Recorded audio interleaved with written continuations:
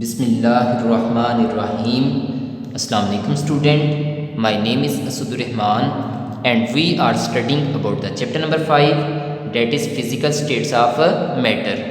हमने कहा था इस चैप्टर में पढ़ना क्या है कि मैटर की ज़ाहरी हालतें कितनी हैं और इस बात को हमने डिटेल से क्या करना है, स्टडी करना है। तो आपने जो मैटर की सेकंड फिज़िकल स्टेट है उसे पढ़ना शुरू किया था, डेट इज़ लिक्विड स्टेट।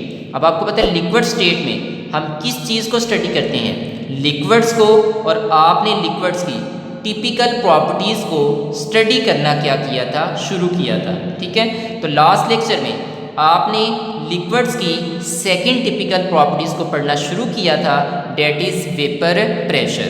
ठीक है, तो आपने देखा कि what is vapour pressure, vapour pressure क्या है। तो आपने कहा था कि वो प्रेशर जो किससे लगाया जाता है, लिक्विड के वेपर से किसी खास टेम्परेचर के ऊपर, तो उस प्रेशर को नाम क्या देते हैं, वेपर प्रेशर। ठीक है, ये आपने डेफिनेशन कल पढ़ ली थी। चलिए नेक्स्ट चलते हैं। आज हम वेपर प्रेशर को आगे लेकर चलेंगे। आज हम वेपर प्रेशर के लिए क्या करेंगे, फैक्टर्स को स्टडी करेंगे। ठीक है, तो आज हम स्टडी करेंगे factors affecting the vapour pressure of liquid. ठीक है, वो कौन कौन से अनासर हैं, वो कौन कौन से अवामल हैं, या वो कौन कौन से फैक्टर्स हैं जो लिक्विड्स के वेपर प्रेशर के ऊपर क्या करते हैं, असरअंदाज होते हैं। ठीक है, उनके चेंज होने से आपके जो लिक्विड्स का वेपर प्रेशर है वो भी क्या होता है, चेंज हो जाता है। तो हम उन फैक्टर्स को, उन अवामल को या अनासर को क्या करेंगे, स्टडी करेंगे। ठीक है, तो आज हम सिर्फ पहला फैक्टर यहाँ पर स्टडी करेंगे, that is nature of liquid. ठीक है, अब लिक्विड की नेचर पहले हमें पता होना चाहिए कि लिक्विड की नेचर हमारे पास कितनी किस्म की है, और फिर वो लिक्विड के वेपर प्रेशर के ऊपर कैसे अफेक्ट होता है, कैसे उसके ऊपर असरअंदाज होता है, फिर हम इस बात को क्या करेंगे, स्टडी करेंगे। तो चलें स्टार्ट करते हैं। अगर हम देखें तो यहाँ पर हमारे पास लिक्विड की अगर नेचर देखें तो लिक्विड हमारे पास नेचर के लिहाज से हमारे पास दो टाइप का है। आप देखिए यहाँ पर उसकी पहली जो हमारे पास नेचर है वो क्या हमारे पास है, पोलर, या क्या हमारे पास है, नॉन पोलर। तो इसका मतलब है कि लिक्विड जो है वो नेचर में हमारे पास दो किस्म का होगा, या होगा पोलर, या क्या होगा हमारे पास है, नॉन पोलर होंगे। तो कुछ लिक्विड जो है वो पोलर होंगे और कुछ लिक्विड्स क्या होंगे, हमारे पास है नॉन पोलर होंगे। यहाँ तक बात समझ आ गई। चलें अब हम देखेंगे कि अब यहाँ पर वो लिक्विड्स जो पोलर होते हैं, ठीक है, नेचर में पोलर होते हैं, क्या उनका वेपर प्रेशर ज़्यादा होता है, या वो लिक्विड्स जो नेचर में क्या होते हैं, नॉन पोलर होते हैं, क्या उनका वेपर प्रेशर क्या होता है, हमारे पास है, ज़्यादा होता है। ठीक है, तो अब इस बात को देखते हैं। चलें देखते हैं।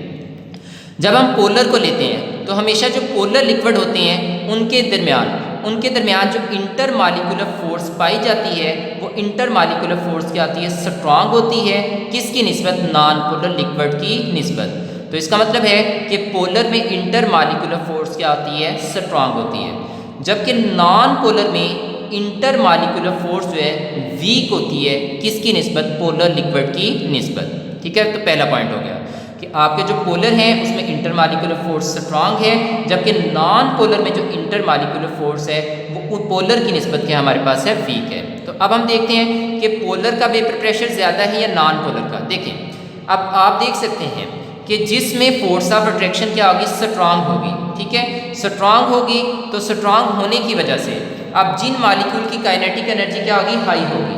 हाई होने पर जब वो सरफेस पे आएंगे तो सरफेस पे आने पर, ठीक है, अब इंटर मालिकुलर फोर्स क्या है, स्ट्रांग है, तो वो उस इंटर मालिकुलर फोर्स को आसानी से तोड़ नहीं पाएंगे। जब आसानी से तोड़ नहीं पाएंगे तो फिर वो आसानी से लिक्विड से गैस में यानी वेपर में कन्वर्ट नहीं हो पाएंगे। फिर वो आस्ता आस्ता वेपर में कन्वर्ट होंगे। जब आस्ता आस्ता वेपर में कन्वर्ट होंगे तो फिर वेपर्स कम होने की वजह से उन वेपर्स का प्रेशर भी क्या होगा, कम होगा। बात समझ आ गई। चलेंगे अब आते हैं नॉन पोलर की तरफ। अब जिसमें नॉन पोलर में इंटर मालिकुलर फोर्स क्या आती है, वीक होती है। जब इसमें इंटर मालिकुलर फोर्स वीक है तो आपको पता है कि इसमें से वो मालिक्यूल ने एवेपोरेट करना है, ठीक है, या वेपोराइज करना है जिनकी मालिक्यूल्स की काइनेटिक एनर्जी क्या होगी, एवरेज से ज़्यादा होगी। अब जिन मालिक्यूल की काइनेटिक एनर्जी एवरेज से ज़्यादा होगी वो कहाँ पर आएंगे, सरफेस के ऊपर आएंगे। ठीक है, जब सरफेस के ऊपर आएंगे तो आने पर अगर उनके पास इतनी काइनेटिक एनर्जी है कि वो अपनी इंटर मालिकुलर फोर्स को क्या कर सकें, तोड़ सकें, तो वो तोड़ेंगे तो फ़ौरन लिक्विड से किस में कन्वर्ट हो जाएंगे, वेपर में। अब आप देख रहे हैं कि नॉन पोलर में इंटरमालिकुलर फोर्स वीक है, तो फिर हाई काइनेटिक एनर्जी वाले मालिक्यूल आसानी से इन्हें तोड़ेंगे, तो आसानी से लिक्विड से किस में कन्वर्ट होंगे, वेपर में। जब आसानी से वेपर में कन्वर्ट हो रहे हैं तो फिर एट अ टाइम यहाँ पर ज़्यादा से ज़्यादा लिक्विड वेपर्स में कन्वर्ट होंगे। जब वेपर ज़्यादा बनेंगे तो जब वो वेपर आपके बीकर की वाल के साथ या उसके ढकने के साथ, ठीक है, जब टकराएंगे या उसकी सरफेस के ऊपर टकराएंगे तो उसका प्रेशर भी क्या होगा, ज़्यादा होगा। तो इसका मतलब है कि नॉन पोलर में इंटरमालिकुलर फोर्स वीक होती है। वीक होने की वजह से वहाँ पर मालिक्यूल जल्दी जल्दी क्या करते हैं, एवेपोरेट करते हैं या वेपराइज करते हैं। जब वहाँ पर वेपराइजेशन का प्रोसेस फास्ट होता है तो आपके जल्दी जल्दी वेपर बनेंगे। जितने ज़्यादा वेपर बनेंगे वो ज़्यादा से ज़्यादा वेपर होने की वजह से उनका प्रेशर भी क्या होगा, हमारे पास है, ज़्यादा होगा। इसका मतलब नॉन पोलर में वेपर प्रेशर क्या होता है, हमारे पास है, हाई होता है। जबकि पोलर में इंटरमालिकुलर फोर्स स्ट्रांग थी। स्ट्रांग होने की वजह से जो हाई काइनेटिक एनर्जी मालिक्यूल है वो आसानी से उस इंटरमालिकुलर फोर्स को तोड़ नहीं पाए। जब आसानी से तोड़ नहीं पाए फिर आस्ता आस्ता वो उसको तोड़कर लिक्विड से वेपर में कन्वर्ट हो रहे हैं, तो वेपराइजेशन का प्रोसेस स्लो है, वेपर आस्ता आस्ता बन रहे हैं, तो वेपर कम होंगे। तो उन वेपर के टकराने से जो हमारे पास आगे प्रेशर एक्सर्ट होना था वो भी क्या होगा, कम होगा, क्योंकि वेपर्स कम बन रहे हैं। तो इसका मतलब पोलर में वेपर कम बनते हैं इंटरमालिकुलर फोर्स के स्ट्रांग होने की वजह से। इस वजह से उसका वेपर प्रेशर क्या होता है, हमारे पास लो होता है। यहाँ तक बात समझ आ गई। तो आपने देखा कि पोलर का वेपर प्रेशर लो होता है, जबकि नॉन पोलर लिक्विड्स का वेपर प्रेशर क्या होता है, हमारे पास हाई होता है। ठीक है, पोलर का लो क्यों है, क्योंकि उसमें इंटरमालिकुलर फोर्स स्ट्रांग होती है। जबकि नॉन पोलर लिक्विड का वेपर प्रेशर हाई क्यों है, क्योंकि उसमें इंटरमालिकुलर फोर्स क्या होती है, हमारे पास वीक होती है। यहाँ तक बात समझ आ गई। चलिए नेक्स्ट चलते हैं। अब हम इसी बात को समझेंगे with the help of example की मदद से। तो चलिए देखें, यहाँ पर मैंने यहाँ पर आपके सामने एक बीकर लिया, ठीक है, और उसको ऊपर से बंद कर दिया। इस बीकर के अंदर मैंने क्या ले लिया, वाटर। तो लें जी, हमने पहले ले लिया वाटर। दूसरे बीकर में मैंने लिया ईथर, ROR। ये किसका फार्मूला, जनरल फार्मूला ईथर का, ठीक है।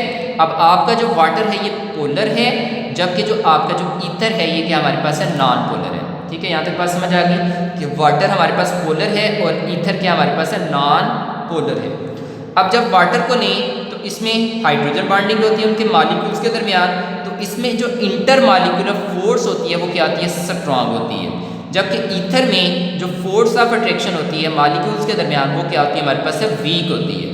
यहाँ तक बात समझ आ गई। अब आपने देखा कि वाटर पोलर है तो इसमें इंटरमॉलिक्यूलर फोर्स स्ट्रांग है, ठीक है, और जबकि ईथर जो है ये नॉन पोलर है तो इसमें जो फोर्स ऑफ अट्रैक्शन है वो क्या हमारे पास है, वीक है।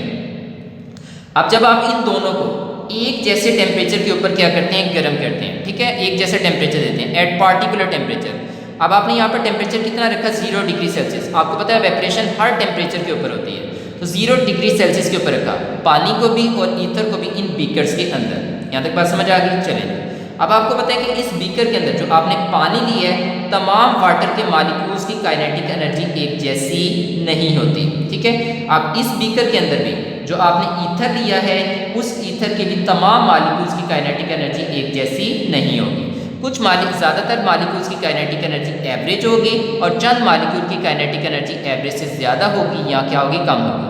अब जिन मॉलिक्यूल की काइनेटिक एनर्जी हाई होगी वो कहाँ पर आएंगे, सरफेस के ऊपर आएंगे, ठीक है, वाटर के भी और किसके, ईथर के भी, ठीक है, 0 डिग्री सेल्सियस पे। आप देखें जब 0 डिग्री सेल्सियस पे जब इनके जो यहाँ पर जिन मॉलिक्यूल की काइनेटिक एनर्जी हाई थी वो कहाँ पर आ गए, सरफेस पे आ गए, ठीक है। अब जरा देखिए, तो ईथर में फोर्स ऑफ अट्रैक्शन क्या है, वीक है, ठीक है, नॉन पोलर होने की वजह से। जबकि वाटर में फोर्स ऑफ अट्रैक्शन या इंटरमॉलिक्यूलर फोर्स क्या हमारे पास है, स्ट्रांग है। स्ट्रांग है क्योंकि ये हमारे पास क्या है, पोलर है। तो अब इसमें इंटरमॉलिक्यूलर फोर्स स्ट्रांग है, वाटर में किसकी निस्बत, ईथर की निस्बत। तो जब ये high kinetic energy molecule surface पे आएंगे तो ईथर में फोर्स ऑफ अट्रैक्शन वीक होने की वजह से वो जल्दी जल्दी उस फोर्स ऑफ अट्रैक्शन को तोड़ेंगे। जब जल्दी जल्दी फोर्स ऑफ अट्रैक्शन को तोड़ेंगे तो तोड़ने पर वो लिक्विड से किस में कन्वर्ट होते जाएंगे, वेपर्स में कन्वर्ट होते जाएंगे, ठीक है। अब ये किस में कन्वर्ट हो गए, वेपर्स में। तो अब ये जल्दी जल्दी वेपर्स में कन्वर्ट होंगे और जितनी जल्दी यहाँ पर वेपराइजेशन का प्रोसेस होगा, जितनी तेज से वेपराइजेशन का प्रोसेस होगा कि आपके लिक्विड जल्दी जल्दी वेपर में कन्वर्ट होंगे, तो वेपर ज़्यादा होने की वजह से जब वो वेपर क्या करेंगे, इस बीकर की वाल के साथ टकराएंगे, तो ज़्यादा से ज़्यादा टकराएंगे तो उनका प्रेशर भी क्या होगा, ज़्यादा होगा। अगर वो ढकने के साथ टकराते हैं या लिक्विड की सरफेस के साथ टकराएंगे तो फिर एट अ टाइम ज़्यादा वेपर्स होने की वजह से फिर ज़्यादा से ज़्यादा मालिक्यूल टकराएंगे तो उनका वेपर प्रेशर भी क्या होगा हमारे पास है ज़्यादा होगा। तो यहाँ पर ईथर में यहाँ पर 0 डिग्री सेल्सियस पे आप देखें तो आप देख सकते हैं ईथर में अगर 0 डिग्री सेल्सियस पे लें तो उसका जो वेपर प्रेशर होता है वो कितना होता है 200 मिलीमीटर मरकरी। बात समझ आ गई। चलें जी अब पानी की तरफ आते हैं। सेम उसी टेम्परेचर पर 0 डिग्री सेल्सियस पे अब जो हाई काइनेटिक एनर्जी मालिक्यूल है वो कहाँ पर आ गए, सरफेस के ऊपर आ गए। जब सरफेस पे आए तो इसमें इंटर मालिक्यूलर फोर्स स्ट्रांग होने की वजह से वो क्या करेंगे, इस फोर्स ऑफ अट्रैक्शन को आसानी से तोड़ नहीं पाएंगे। जब आस्ता आस्ता तोड़ेंगे तो फिर आस्ता आस्ता वेपर बनेंगे। जब वेपर कम बनेंगे तो उन वेपर से जो आगे प्रेशर लगना है वो भी कम होगा। तो इसका मतलब उसका वेपर प्रेशर ओवरऑल क्या होगा, कम होगा उसी टेम्परेचर के ऊपर। तो आपने देखा कि आपका वाटर पोलर है और ईथर क्या नॉन पोलर। तो जब आपने दोनों को 0 डिग्री सेल्सियस पे रखा तो आपने देखा कि वाटर में इंटरमालिक्यूलर फोर्स स्ट्रांग होने की वजह से उसके वेपर कम बने, तो कम बनने की वजह से उसका वेपर प्रेशर कम था। कितना है, 5 मिलीमीटर मरकरी। इसका मतलब 0 डिग्री सेल्सियस पे आपका जो पानी का वेपर प्रेशर होता है वो कितना आता है, 5 मिलीमीटर मरकरी।